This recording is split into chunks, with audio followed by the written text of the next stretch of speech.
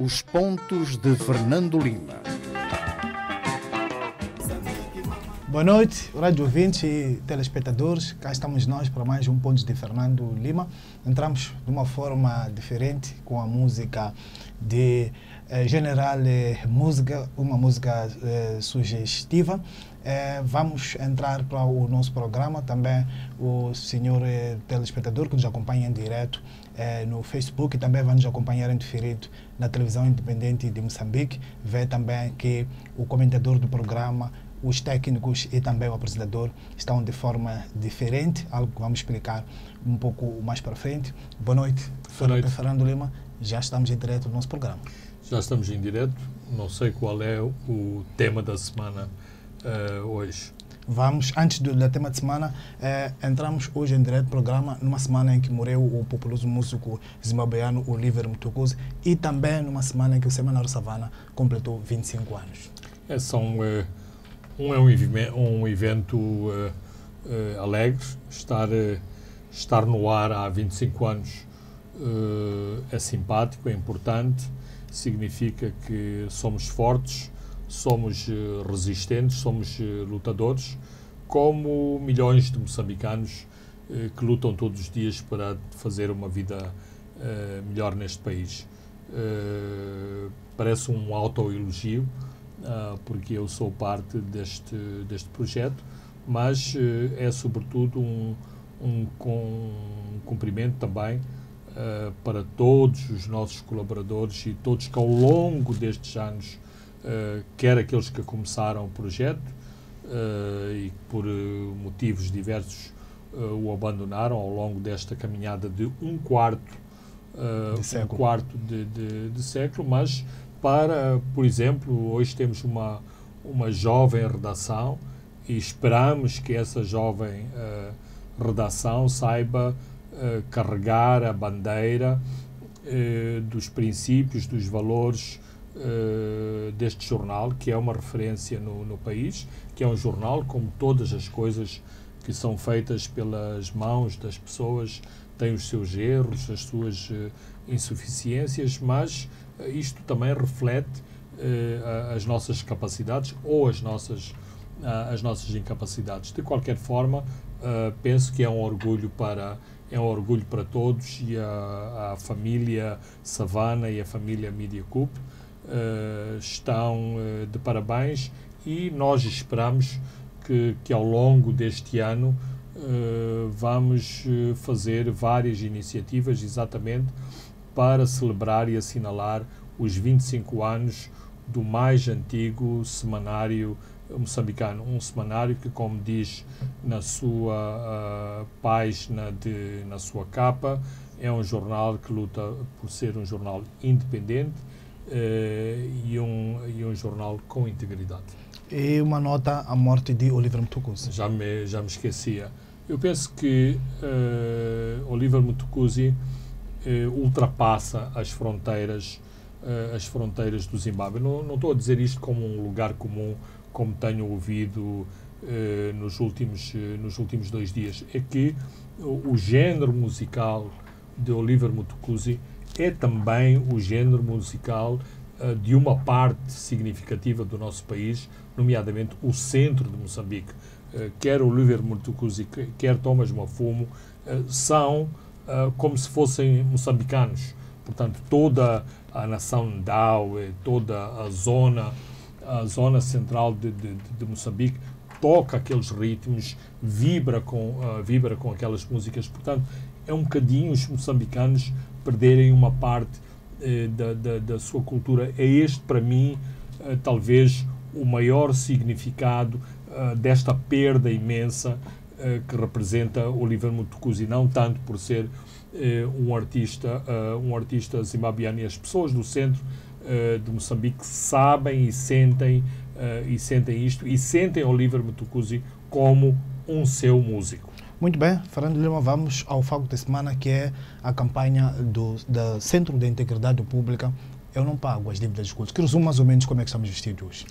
Exato. Eu penso que, em primeiro lugar, acho que é mais uma iniciativa, e uma iniciativa importante, uma iniciativa de cidadania, do CIP em relação a um tema que hoje está na boca de todos os moçambicanos. Já estava e sempre esteve desde 2016, mas desde o fim do ano está mais por força das posições do Tribunal de Nova Iorque e por força também das ações da polícia norte-americana que levaram, inclusivamente, à detenção em solo sul-africano de um ex-ministro moçambicano. Esta é uma vertente.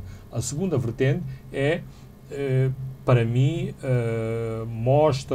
é uma atitude de pânico, a tentativa de, por via policial, de se tentar que as pessoas não usem as camisetas a dizer eu não pago. Eu acho que tão lícito é uma campanha e camisetas a dizer eu não pago, como uma campanha a dizer, por exemplo, libertem Manuel Chang, por exemplo, os juízes do Tribunal Supremo, os conselheiros da Procuradoria-Geral da República, em função das ações que temos acompanhado nas últimas semanas, também podiam ter uma t-shirt a dizer libertem Manuel Chang. É também uma ação de cidadania. Claro que isto teria as suas implicações dos juízes e dos conselheiros usarem e os magistrados usarem estas camisetas, mas isto são posições das pessoas. Eu esta semana estive num encontro com o Sr. Primeiro-Ministro, onde estava também o Ministro das Finanças, e não estou a fazer qualquer aproveitamento das suas palavras, mas eu entendi que o Primeiro-Ministro deixou claro que gostaria também de não pagar a dívida, nomeadamente enfatizando que desde que o escândalo rebentou, que não foi feito nenhum pagamento. Todos os pagamentos são anteriores a abril de 2016. E também disse que os últimos desenvolvimentos podem influir nas negociações com os credores. Disse, inclusivamente, que já depois da acusação norte-americana, o governo esteve em consultas com 2 especialistas exatamente para avaliar a posição do governo face à questão das dívidas, significando que era um posicionamento no sentido de pagar-se ou não se pagar a dívida. No mesmo sentido, o Ministro das Finanças explicou que o Estado é um único Estado, independentemente dos governos, isto para tentar explicar que a posição do governo é de honrar as dívidas, mas que, como cidadão, as questões se põem de uma maneira diferente. Portanto, pareceu uma posição muito pacífica do Ministro das Finanças em relação ao pagar-se ou não se pagar, e claro, acho que é de todo o interesse. Isto já é a minha posição pessoal. Eu acho que se Moçambique, o governo de Moçambique, fosse claramente um governo de esquerda, se devia aliar a todos os lobbies internacionais que são dominados pela esquerda, sobretudo na Grã-Bretanha e também nos Estados Unidos, no sentido de incriminar os 2 bancos envolvidos nestes empréstimos e aliar-se a uma campanha internacional, incluindo com advogados importantes, sofisticados neste domínio, para, digamos, empurrar o ónus da responsabilidade das dívidas para os bancos que foram tão pouco criteriosos em conceder cerca de 2 mil milhões de dólares a um país pobre, a um país com instituições fracas e que claramente demonstrou que não tinha capacidade para gerir estes 2 mil milhões de dólares. Muito bem, Fernando Lima, este é o tema que vai nos acompanhar neste programa Joga-se Duro. No caso Manuel Chang, Fernando Lima, nesta quinta-feira, os advogados pediram que Manuel Chang respondesse a este processo em liberdade. O algo que já tinham antes desistido. O Ministério Público mostrou-se contra isto porque acredita que isso pode facilitar a fuga de Manuel Chang para Moçambique. A juíza vai analisar todos os argumentos das partes. Foi agendada uma nova audiência para a próxima quinta-feira. Em Moçambique também houve outros desenvolvimentos. O Tribunal Supremo remeteu esta quinta-feira um pedido à Assembleia da República para o levantamento de imunidade do deputado Manuel Chang. Verônica Macamo também já convocou numa sessão da Comissão Permanente para a próxima terça-feira. É um core-core, Fernando Lima, neste processo, Manuel Chang. Completamente. Uma pessoa não sabe se há de rir, se há de chorar, se há de ficar sério. Como dissemos aqui em programas anteriores, a falta de transparência neste processo faz com que os comentadores e a própria comunicação social tenham que correr ao ritmo da informação que vai surgindo. Por exemplo, houve uma audiência, a última audiência que aconteceu era para discutir um assunto e depois acabou por não ser discutido este assunto. Uma nova audiência foi marcada para 5 de fevereiro. No entretanto, houve ontem, quinta-feira, uma audiência que não estava programada. Essa audiência era para quê? Afinal, era para discutir uma carta que tinha sido remetida pela Procuradoria Geral da República de Moçambique, a PGR, para solicitar a transferência de Chang para Moçambique para responder não às questões das dívidas ocultas, mas para responder às suspeitas do seu envolvimento numa situação de suborno em relação a uma outra situação que é a construção do aeroporto de Nacala pela empresa brasileira Odebrecht. Então, e neste caso, eu devo dizer que a procuradora sul-africana varreu quase com humilhação, a argumentação quer da defesa, quer da Procuradoria Geral da República, não só em relação à questão da fiança, como, digamos, a argumentação da Procuradoria, ou seja, como só agora a Procuradoria se mostra interessada neste assunto, quando teve 3 anos para tratar do mesmo assunto. Portanto, quem saiu humilhado da sessão de quinta-feira do Tribunal de Joanesburgo não foi Manuel Chang, foi a Procuradoria Geral da República, que parece também mais um complemento à defesa de Manuel Chang. E, no entretanto, nem enviou todos os documentos para o pedido da tal transferência. Exatamente, porque está a proceder atabalhoadamente, a correr contra o prejuízo e em função também de algum coaching, portanto, de algum aconselhamento da própria defesa de Manuel Chang. Aliás, é importante recordar que antes das sessões do Tribunal Sul-Africano terem começado, os advogados da defesa de Chang vieram a Moçambique, onde tiveram um encontro com a Procuradoria-Geral da República. Portanto, parece, para o cidadão comum, parece que os procuradores da PGR são também os advogados privados de Manuel Chang.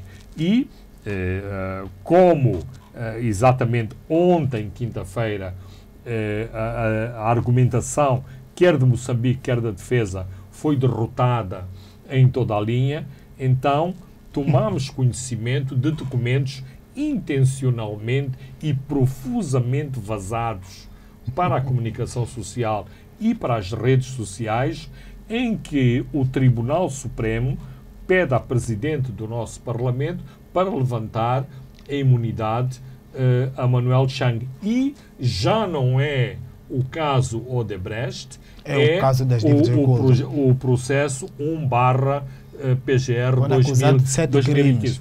E um dos crimes, entre os vários crimes, um dos crimes é no mínimo irónico. Ou seja, Manuel Chang é acusado de violar a lei orçamental, ou seja, de ter violado, portanto, ao autorizar aquelas dívidas, violou os limites orçamentais permitidos em termos orçamentais, sem ter consultado a Assembleia da República. Ora, Manuel Chang estava no Parlamento quando a Comissão Parlamentar de Inquérito concluiu exatamente isso. E não vimos, não conhecemos que a PGR tenha nessa altura, se não estou em erro, em 2016, exatamente tomado uma ação contra Manuel Chang, e a própria Assembleia da República, estando perante um deputado, neste caso seria a bancada parlamentar do Partido Frelimo, não tomou posição em relação a um membro da sua bancada que, em princípio, está a violar um princípio constitucional. Mas ainda na senda desta concertação, porque quanto a mim trata-se de uma concertação, a mesma posição que o Presidente da República tomou no dia em que recebeu os cumprimentos do corpo diplomático, se não me engano, quinta-feira. Na quarta-feira. Na segunda-feira, o Primeiro-Ministro, numa sessão com jornalistas, já tinha defendido aquela posição, ou seja, que a Justiça devia seguir o seu curso, que haver ativos de que Moçambique deve ser ressarcido, que o país deve trabalhar para que esses bens sejam retornados a Moçambique. Posição reiterada com maior ênfase com o Presidente da República. E agora, há algumas horas atrás, esta sexta-feira, fomos brindados com dois comunicados da Comissão Política. Eu devo dizer que, habitualmente, os comunicados da Comissão Política são completamente inócuos, porque são, do princípio ao fim, saudações ao Presidente Filipe Nyusi, quer por ter visitado algum país estrangeiro, quer por ter visitado uma província, e depois acaba também por uma frase típica, que é uma saudação às Forças Armadas. Neste caso, toma mais ou menos um comunicado no mesmo sentido e depois produz um comunicado especificamente sobre as dívidas ocultas e eu estou a usar o termo dívidas ocultas, não me lembro bem da terminologia usada pela Comissão Política, mas não anda longe da situação de dívidas ocultadas ou dívidas que não eram públicas. E toma exatamente os posicionamentos que nós esperávamos que fossem tomados pouco depois de 29 de... É um comunicado mais detalhado, mais específico e só se trata das dívidas, das chamadas dívidas ocultas. Absolutamente. Portanto, alguém achou que aquela posição não era muito clara. Mas só que este comunicado da Comissão Política peca por ser demasiado tardio. Ou seja, já houve o comunicado da Comissão Política e também todos os pronunciamentos anteriores, tanto do Primeiro-Ministro como também do Presidente da República. Isso. É quase um mês depois da detenção de Manuel Chang. Absolutamente, mas permitiu que, inclusivamente, dois membros da Comissão Política, nomeadamente a senhora Verónica Macamo e o senhor Tomás Salomão, também se tivessem expressado antes sobre o mesmo assunto. O Tomás Salomão mais veemente, mais contundente, Verónica Macamo mais diplomática, estava no exterior. É assim, em princípio, que alguém que tem responsabilidades se deve comportar quando a emissão de trabalho no exterior, ou seja, os pronunciamentos políticos de fundo devem ser feitos, em princípio, não há regra não há nenhuma regra estabelecida a esse preceito, mas é o habitual. Se há um pronunciamento a fazer-se, faz-se no país, não se utiliza uma plataforma externa, não obstante todos termos ficado surpreendidos pelo presidente angolano na sua viagem a Lisboa, declarou a guerra contra os marimbondos, portanto, contra os corruptos angolanos. Portanto, grande e intensa atividade política e posicionamento político nas últimas horas em Moçambique em torno da detenção de Manuel Chang nos Estados Unidos. Isto coincidiu com a semana em que nos Estados Unidos a acusação contra Manuel Chang e outros moçambicanos, incluindo também banqueiros do Credit Suisse e um funcionário superior da Privinvest, a acusação disse, entregou ao tribunal 10.000 cópias de mensagens de correio eletrónico e prometeu inundar o tribunal com 1 milhão de páginas do processo. Do processo. Ou seja, isto significa estamos prontos para enfrentar este combate, temos provas suficientes. E significa também que há muito que ainda não sabemos.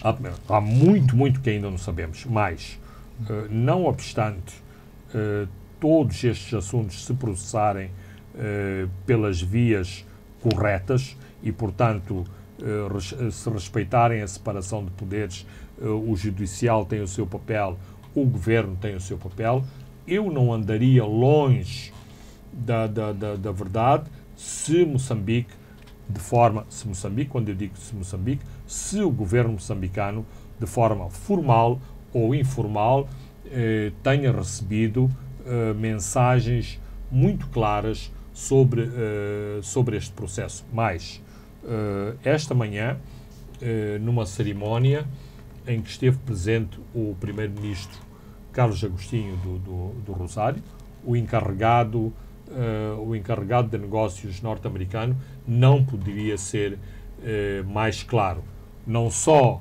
enfatizando a necessidade das eleições, ou seja, a ideia que foi passada é, se Moçambique quer apanhar o comboio do desenvolvimento, do investimento estrangeiro, nomeadamente do investimento norte-americano, tem que promover... E falava isso no lançamento da cimeira que vem aí para junho. Exatamente. Conferência. Mas as palavras foram em mais ou menos três vetores fundamentais. Eleições livres e transparentes, combate à situação em Cabo Delgado e apoio dos Estados Unidos para lidar com a situação de violência em Cabo Delgado, e uma terceira situação, o combate à corrupção, e sem um combate sério à corrupção é difícil atrair-se investimento a Moçambique.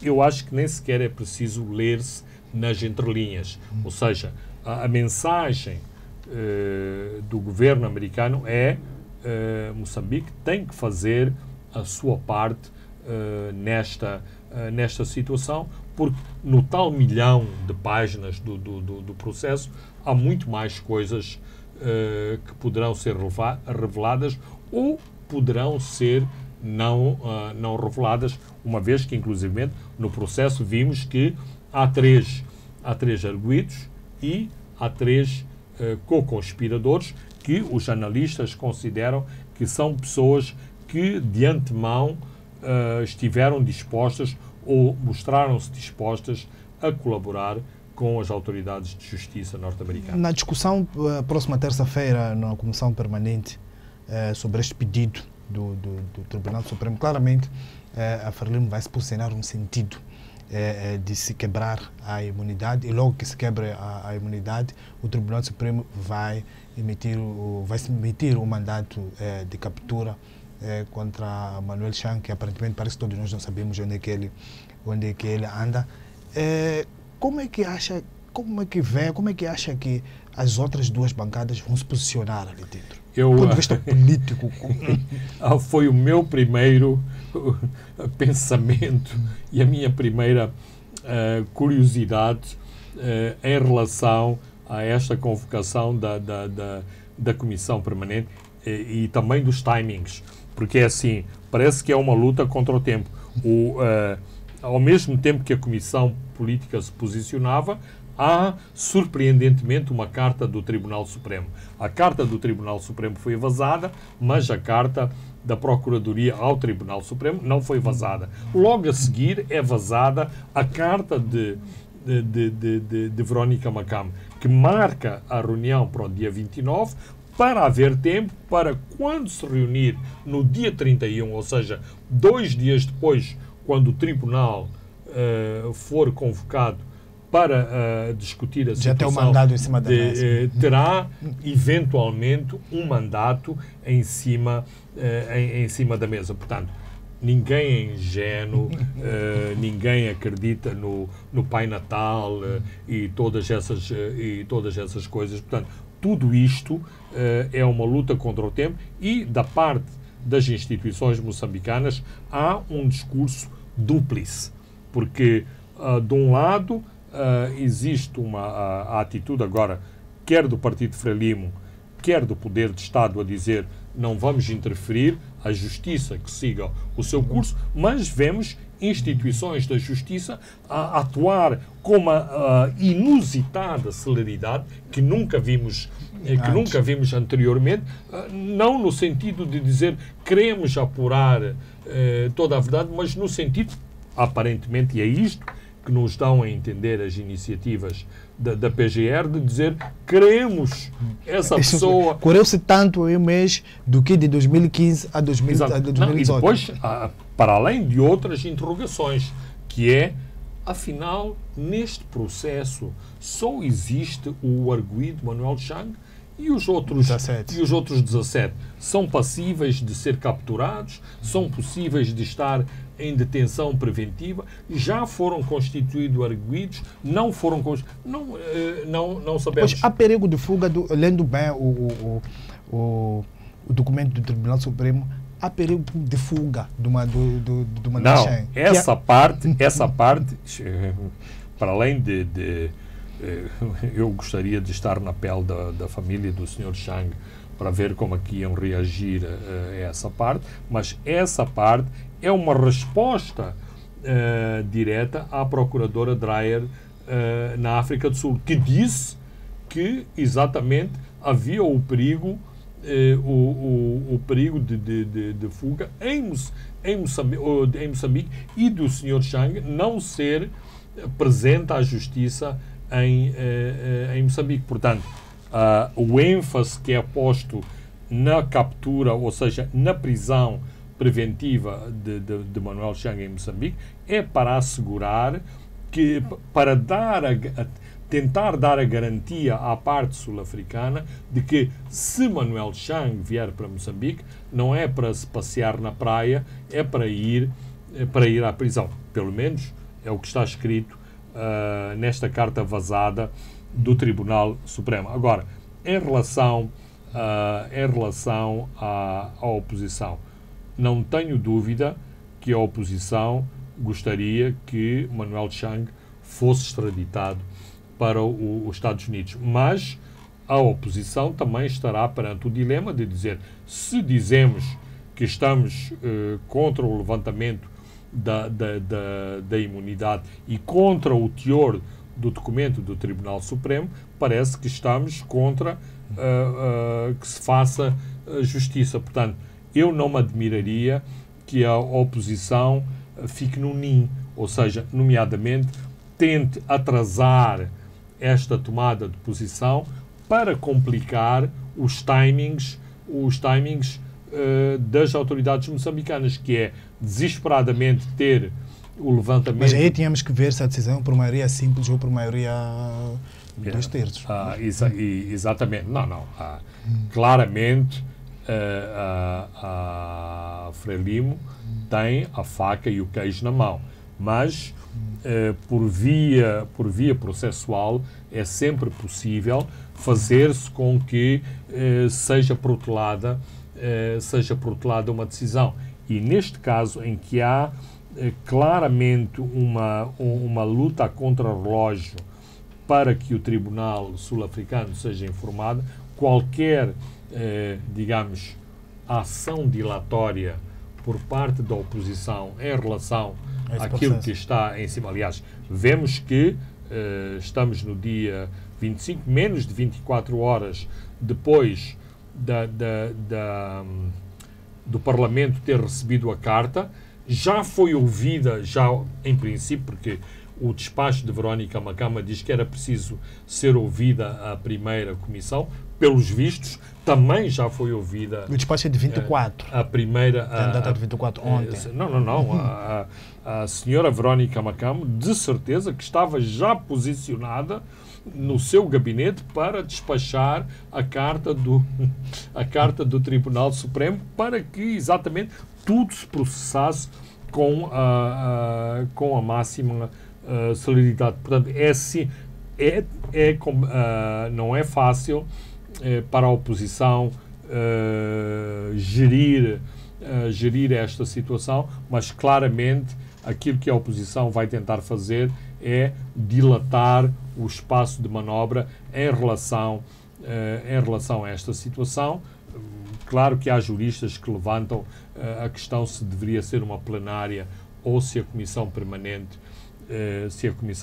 tem poderes. Eu acho que a Comissão Permanente tem esses poderes porque exatamente o país não pode ficar refém da convocatória dos 250 deputados para analisar o levantamento da imunidade a um deputado. Muito bem, Fernando Lima, vamos a um breve intervalo. Durante o intervalo vamos escutar a música do General Música. Pontos de Fernando Lima. Boa noite, rádio ouvintes e telespectadores. Estamos de volta à segunda e à última parte dos pontos de Fernando Lima. Vamos fazer um pouco follow-up do Congresso da Renamo. Fernando Lima, olhamos agora para a composição da nova Comissão Política da Renamo. Deixa de fora, o que se destaca mais, deixa de fora o líder da bancada parlamentar. Na anterior composição, esta figura, por inerência desta função, fazia parte desta comissão política. Uma comissão política em qualquer partido é um órgão relevante em toda a estrutura, em todo o xadrez do partido. Como é que olha para esta mudança, Fernando? Bem, claramente é a mão do novo presidente da Renamo, ou seja, os órgãos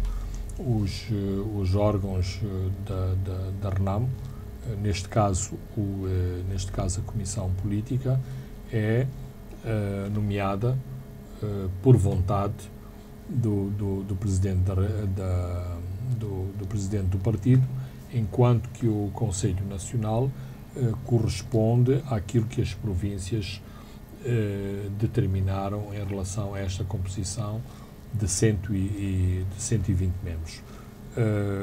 Como disseste, a Comissão Política é sempre um órgão relevante. Há 15 membros nesta comissão e os 15 membros claramente são pessoas da confiança de Ossuf Mamad. Da comissão anterior de 12 membros saiu Ivone Soares e Manuel Pereira.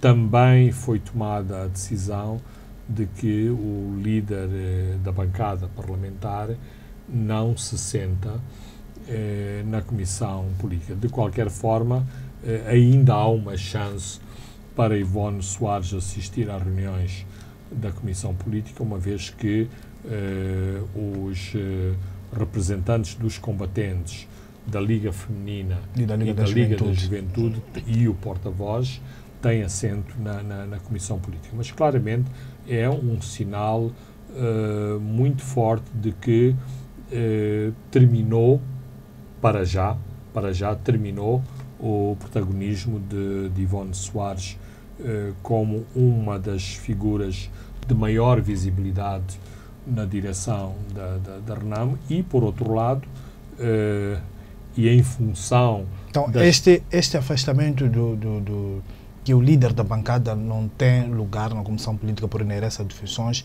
não há aqui um objetivo oculto de atingir uma pessoa. Por exemplo, por aquilo que apurei, haverá uma conferência em breve, a conferência da Liga da Juventude, para eleger uma nova direção. E aí, bye Ivone Soares. Pode ser, e tudo indica que sim. Mas também tudo indica que haverá uma RENAMO até ao Congresso da Gorongosa, uma RENAMO que viveu à sombra de Afonso Dhlakama, e haverá uma nova RENAMO de Ossuf Mamad, e Ossuf Mamad, claramente, são estas as indicações de que tenho, tudo vai fazer para pôr as suas impressões digitais e o seu ADN político na nova RENAMO, na RENAMO por si liderada. Portanto, vamos ver alterações sensíveis na Isso não pode ser visto como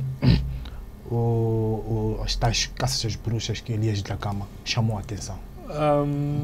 Isso penalizar a unidade, a união dentro da RENAMO, sobretudo num período importante como eleições gerais de 2019. O perigo existe e por isso mesmo os apelos à unidade começaram exatamente em Ossuf Mamad, exatamente porque está consciente que pode haver divisões, pode haver clivagens que podem começar, por exemplo, na própria insatisfação de Elias Dhlakama, por exemplo, de não estar na Comissão Política, de não conseguir o cargo de secretário-geral, uma vez que Manuel Bissopo está, de algum modo, provisoriamente no lugar de secretário-geral. No facto de, claramente, também dentro da RENAMO, se perceber que a Comissão Política não é um casamento de tendências, mas que é uma Comissão Política talhada ao formato de Ossuf Mamad. Um Elias Dhlakama como o secretário-geral não seria ouro sobre o azul? Pode ser, mas isto contraria muito do ou isso que tiraria o brilho de Ossuf Mamad, conhecida as posições de Elias Dhlakama? São muitas coisas, são muitos elementos misturados, porque ambos concorreram à presidência com objetivos claramente diversos. Ossuf Mamad, como já disse anteriormente, é a carta da moderação, da estabilidade, da continuidade, e aqui há sempre este elemento, os militares da RENAMO. Este congresso, se teve uma faceta importante, foi demonstrar para fora da RENAMO o poder que os militares têm dentro da RENAMO, o poder que os militares têm em termos de serem a última palavra em decisões fundamentais. E Ossuf Dhlakama não se livrará facilmente desta chancela castrense em relação aos seus próprios poderes. Mas, por exemplo, agora há uma perspectiva de Ossuf Mamad, que é de facto o presidente votado em Congresso, o presidente da RENAMO, abandonar a Gorongosa.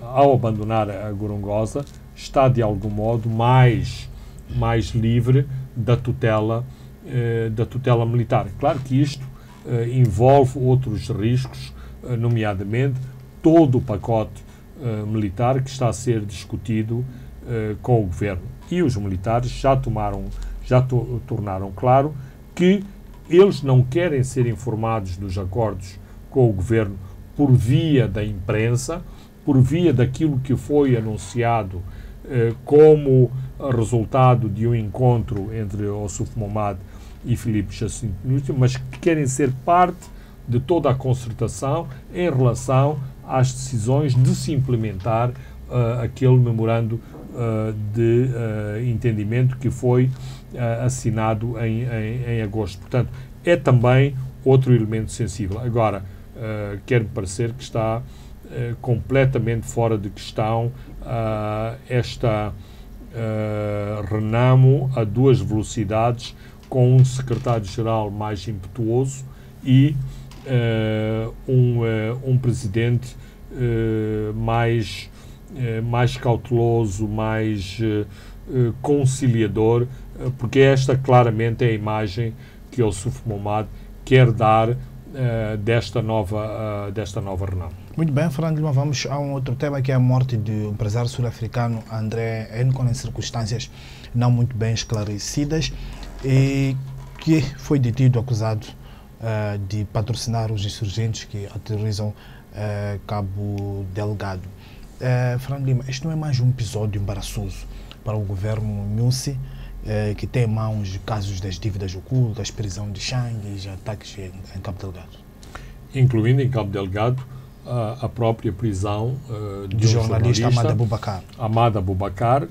Neste momento temos um apelo das Nações Unidas, através da sua Comissão de Direitos Humanos, para que Ahmad Abubakar seja liberto. E há toda uma série de questões muito preocupantes em relação à acusação que pende sobre Ahmad Abubakar e que é, em última análise, um problema para o exercício da profissão de jornalista em situação de conflito militar, como parece que cada vez mais é a situação de Cabo Delgado. De qualquer forma, em relação à ANICOM, em primeiro lugar, perdemos a oportunidade de conhecer o mérito das acusações que foram feitas pela Procuradoria.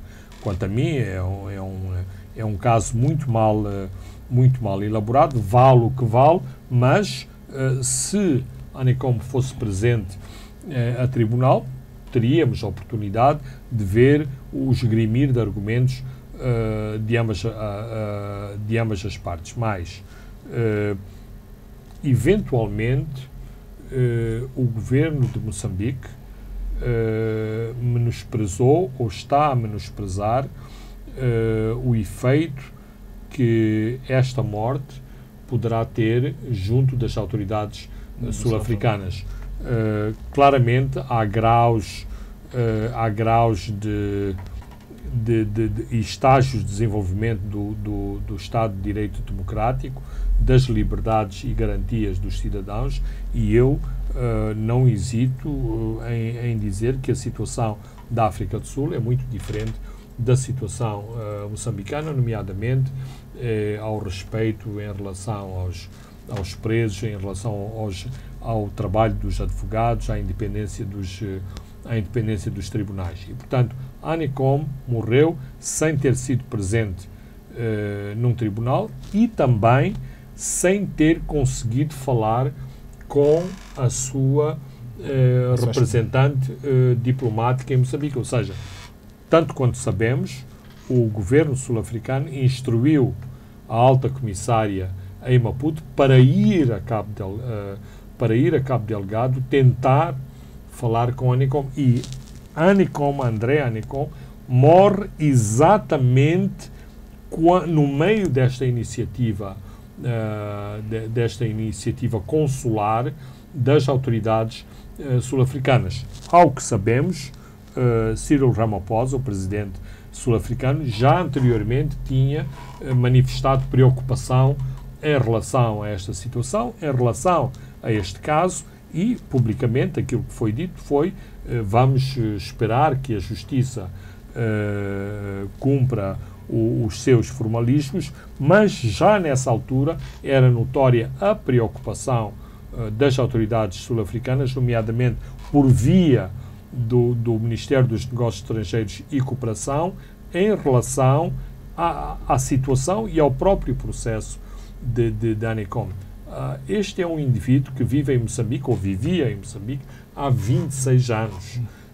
Fica muito difícil imaginar que uma pessoa que vive há 26 anos, de repente, nos últimos 2 anos, decidiu dedicar-se ao terrorismo e de pendurar da parede da sua casa os artefatos culturais de artesanato que tinha na casa e transformar esses artefactos culturais, nomeadamente flechas e arcos, e transformar essas flechas e arcos mais as katanas que muitos de nós temos em casa, não para nos defendermos de bandidos, mas porque são extremamente úteis no trabalho do jardim, no trabalho doméstico, no trabalho da machamba, e transformar isto em objetos de participação numa atividade violenta contra o governo moçambicano. E depois também tivemos a ministra sul-africana dos negócios estrangeiros a pedir explicações. E isso mostra claramente que a África do Sul não vai descansar enquanto não ver este assunto esclarecido. A África do Sul tem uma imprensa muito mais agressiva que a imprensa e muito mais investigativa e inquisitiva que a imprensa moçambicana. E, portanto, não é apenas porque o Ministério dos Negócios Estrangeiros está a cumprir o seu papel de defender os seus cidadãos no exterior, mas o Ministério está sob pressão dos média locais para que seja dada uma explicação plausível sobre esta situação. E, portanto, eu acho que há a iniciativa que foi anunciada hoje da Procuradoria de Cabo Delgado de pedir autópsia ao corpo da ANECOM é uma tentativa de responder às autoridades sul-africanas, nomeadamente uma tentativa de afastar a sugestão de que a ANECOM teria sido envenenado, ou seja, teria sido morto por algo que tenha ingerido, uma vez que foi reportado que antes de morrer ele teve fortes convulsões, dando a entender que teria ingerido algo que lhe provocou essas convulsões e, eventualmente, lhe provocou a morte. Muito bem, Fernando Lima, vamos a um outro tema. Tem que ver com o facto de a Procuradoria-Geral da República não ter acusado os antigos gestores do MOSA num processo remetido pelo Banco de Moçambique, acusando-os de gestão danosa da instituição. A Procuradoria diz que não encontrou elementos suficientes que provam que eles cometeram algum crime e guardou o processo para melhor prova. Para cá se retirar numa curta entrevista ao Savana para reagir a esta não acusação da PGR, diz que nunca duvidou que este seria o desfecho. Mais um golpe na reputação do Banco de Moçambique e de Rogério Zanamel. Ou nem por isso? A ação da Procuradoria aterra liminarmente na mesa do governador do Banco de Moçambique. Por um lado, cumpriram-se formalismos legais decorrentes da própria ação do Banco de Moçambique em relação aos antigos gestores. Mas, no meu entender, se tivesse havido maior prudência, se tivessem sido lidos os relatórios de gestão do MOSA Banco, se tivessem sido tidos em conta relatórios, inclusivamente, da nova administração do MOSA Banco, talvez o Banco de Moçambique não estaria a ser agora questionado em relação a uma certa impaciência, por um lado impaciência, por um lado alguma arrogância no sentido de se mostrar ou de se tentar mostrar acima da banca comercial, porque inclusivamente a forma como este processo foi conduzido demonstra que, à partida os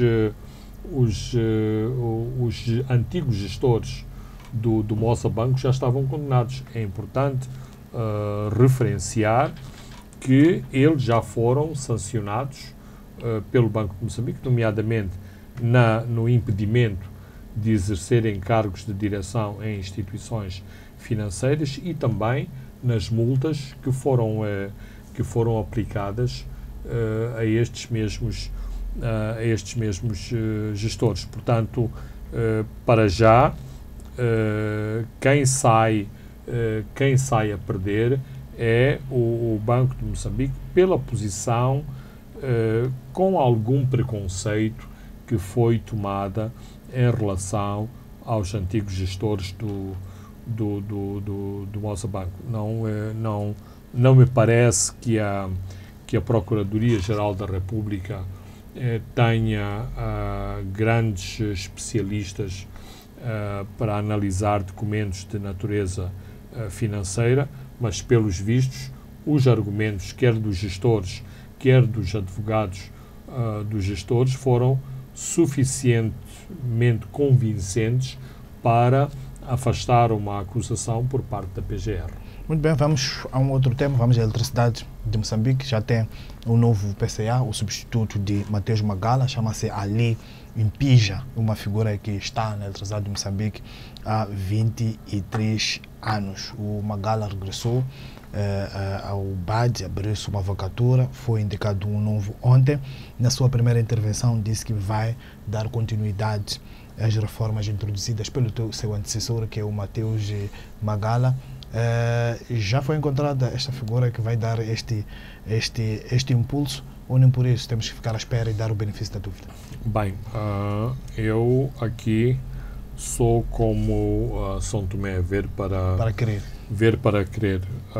Digamos que a agenda de Mateus Magala era extremamente ambiciosa e por isso aconteceu o que lhe aconteceu.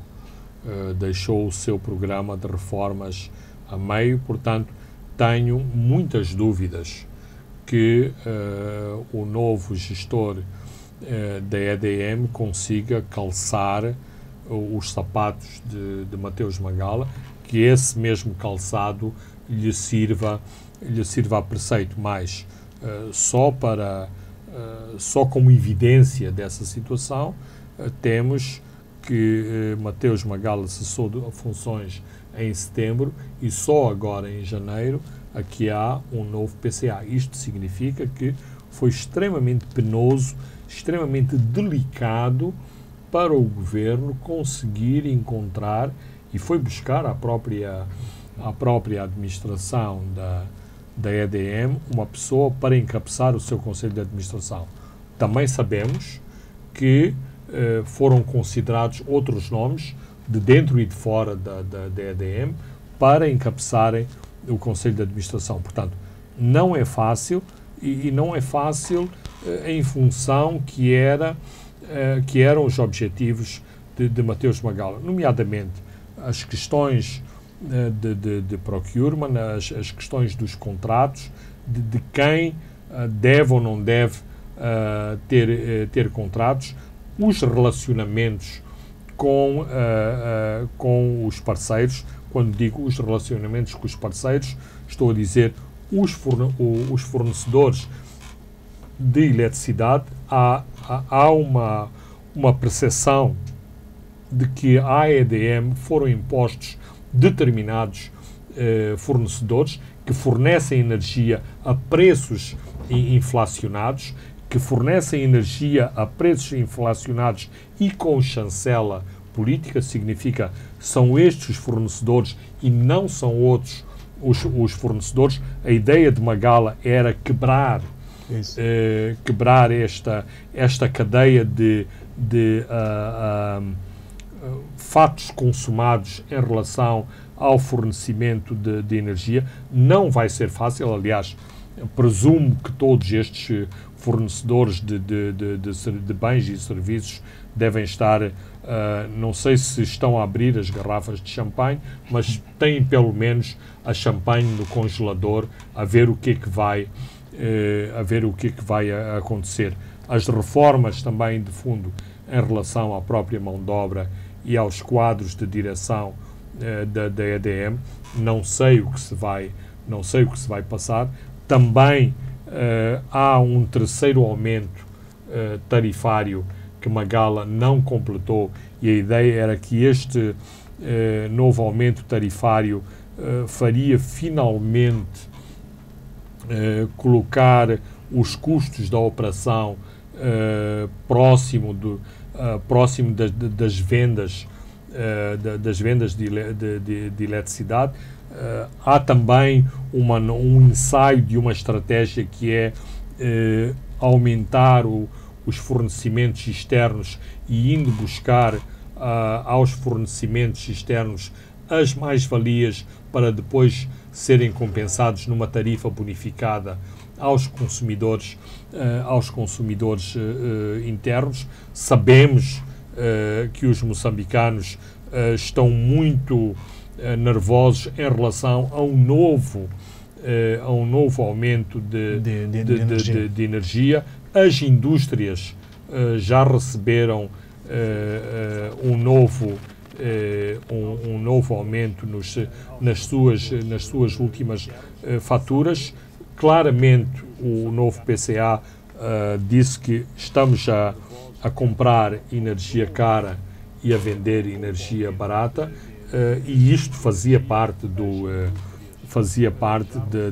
programa de Mateus Magala. Portanto, são muitos desafios para além de toda a problemática da qualidade, ou seja, um dos dramas da energia, que é uma questão básica e fundamental, quer no desenvolvimento de um país, quer na melhoria das condições das suas populações, é que houve claramente muito mais fornecimento, a expansão da rede elétrica nacional, mas uma expansão com graves problemas de qualidade. Por isso mesmo é que basta uma chuvinha, deixamos de ter energia, basta um relâmpago para se cortar a energia, porque há na cadeia e na rede de fornecimento de energia alguns componentes que não estão lá e que não garantem exatamente a estabilidade no fornecimento de energia aos consumidores. Muito bem, Fernando Lima, chegamos ao fim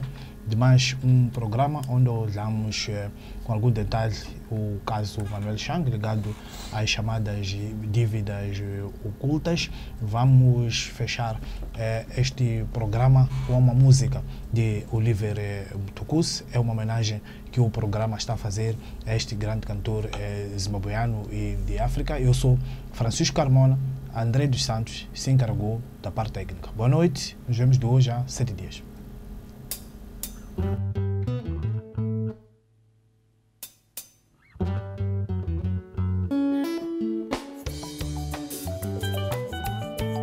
Pontos de Fernando Lima.